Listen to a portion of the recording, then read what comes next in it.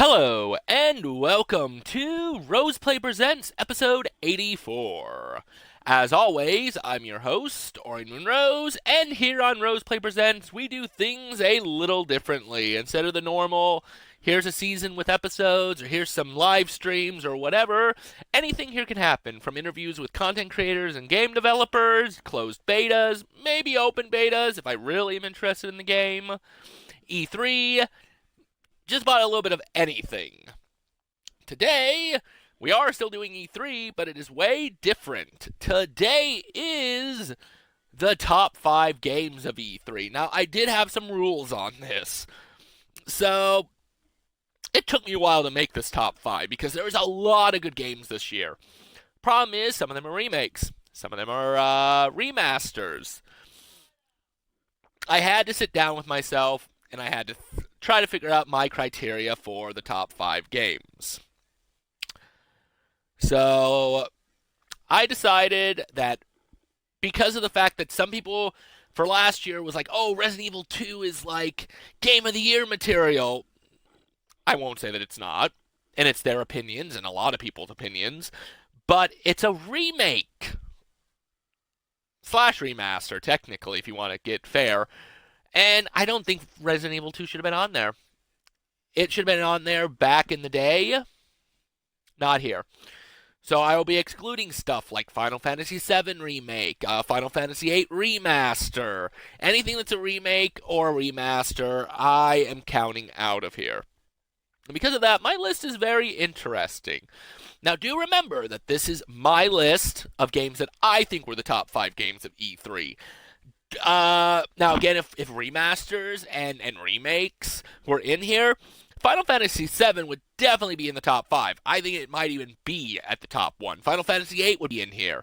I also tried to stay away from multiple games in the series, and I'll explain that a little bit as I get to it. But let's go ahead and get started with the top 5 games shown at E3 this year. And also, last thing before I start, yes, the games could have been previewed last year if they were more closer and showed this year. So, I might have something on here that was shown at E3 2018. Anyway, number 5, The Sinking City. Now, again, when this played, I watched a little bit of it, and then I went online and watched a little bit of the game trailers for it too. And in all honesty, it reminded me of Murdered Soul Suspect, except you're not dead. And it also had stuff about Sinking City. It had Cthulhu lore. And Call of Cthulhu's coming out here, or is out. I don't even remember, but I love Cthulhu. I love the lore, everything that went with it. After watching the gameplay of having to go to this, have to help somebody and go to this apartment building on a boat and solve these crimes or solve the events to try to figure out what happened, and then it's kind of spooky still, I'm all on board for. The Sinking City looks like it is going to be a fun game. I really want to get a hold of it. I really want to play it for Roseplay. That is why it is number 5. Well, because the rest were way better. Number 4, Luigi's Mansion 3. Again, what can I say? I am a sucker for Luigi's Mansion. I loved it on the GameCube. I wish I would have played the sequel. Hope it comes out on the Switch. From what they showed of this, it still looks like the same old good Luigi's Mansion with a lot more story and a hotel that just seems more challenging as you go up it. And yeah, there's Mario Odyssey, there's Mario and Rabbids, which remember, Mario Rabbids were on my list last year, I think. I really love Mario games. And Luigi's Mansion 3 definitely does something different, like Ghostbustery, without actually doing Ghostbusters. And the reason why it beats the Sinking City is that it's the Mario franchise. It's definitely got more sequels in its basket than this one. I mean, Sinking City could blow besides the part that they showed. I hope not. But that's why it is ranked 4. 3. Pokemon Sword and Shield. Now, why did this get a 3? Why is it ahead of Luigi's Mansion 3 and Sinking City? Well, Again, same reason Pokemon's been out for a while. That's why it didn't get the spot at number 5. Why does it beat out Luigi's Mansion 3? Is because this is the first time that a Pokemon game is going to be on a main system. And although this can be considered a portable, it's also a home system. And I know what you're thinking. Well, Aurian, what about Pokemon Let's Go Pikachu and Eevee? I didn't like that one. It felt like it was way too connected with Pokemon Go, which I do like.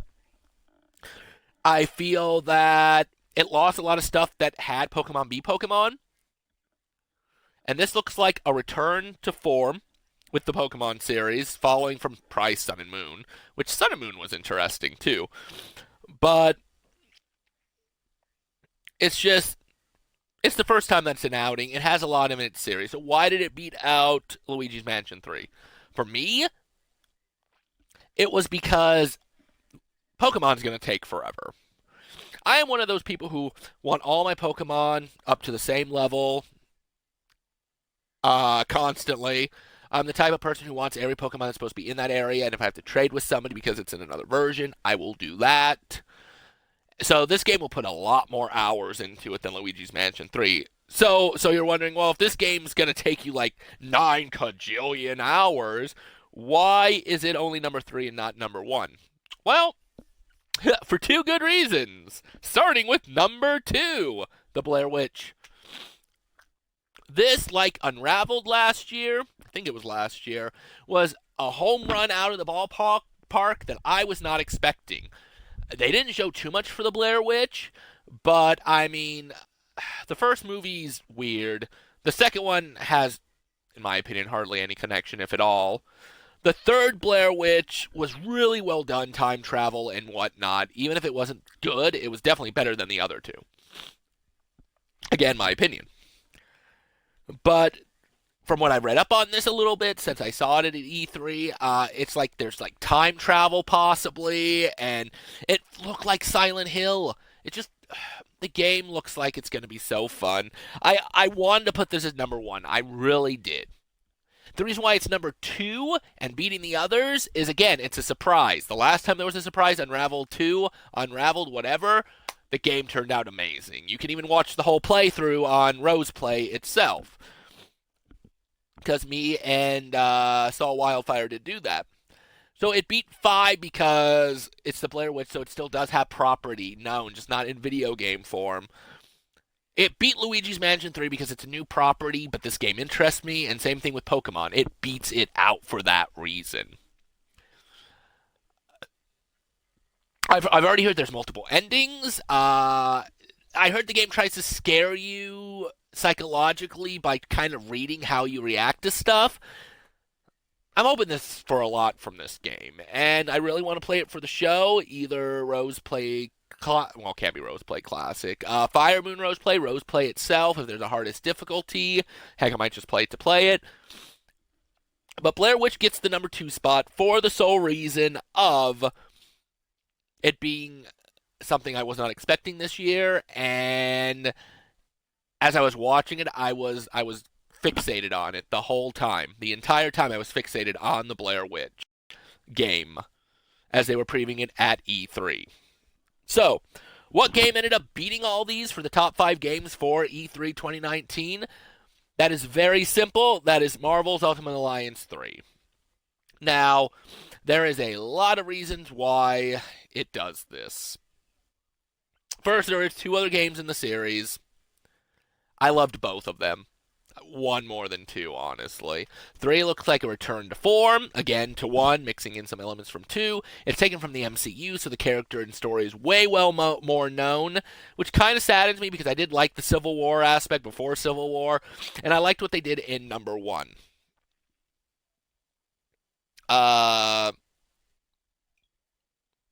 Also, again, beat out The Sinking City and Blair Witch because of the fact that they're new properties game-wise, not so much Blair Witch that route. I love Marvel superheroes. I mean, look, Deadpool, Batman, Spider-Man. I love comics. Even though that's DC and yeah. But still, I'm a superhero person. I'd rather see Moon Knight. Oh, and Moon Knight is coming to it. That is why it's number one for me. They're bringing Moon Knight back, although it is DLC, and I'm not sure how that's going to work. All I know is that I'm going to get Moon Knight, I'm going to max him out and everything, so if I play online with anybody, or I play it for the show, you're going to see Moon Knight as a god. But I love the Ultimate Alliance series, at least so far. I'm hoping I will like 3. And that's why it pretty much beats 5 through 2. And that's it for the top 5 games of E3. So, since this is episode 84, next episode will be a return to Adam's Review Corner. But after that, we will do the last in the E3 2019, which is the top... I still haven't decided if it's 4, 5, or even 3. Press conferences. Again, I got to count how many. I got a lot of time to do this, so I'm not worried. But it'll be the top something of the press conferences, what did good or bad. Now you're asking, where are the top 5 worst? I don't know. I didn't feel like doing worst this year. Last year I did, and I mean, sports games kind of became it. Like, I don't like sports games. I felt like it was toxic or top 5 games that I'm not going to like. Why talk about the negative? Talk about the games that I like. Now remember, these top 5 and what's going to be on the next one are my opinion only. This may not be your top 5. Heck, you might hate every game on here. Always let me know down in the comments. Let me know what your top 5 were. Let me know what you like about these. If you think their ratings should have been changed around, I'm all open for it. But until then, remember, keep gaming, never give up. And Marvel Ultimate Alliance 3 and Blair Witch, I'm definitely waiting for you guys. More than the others.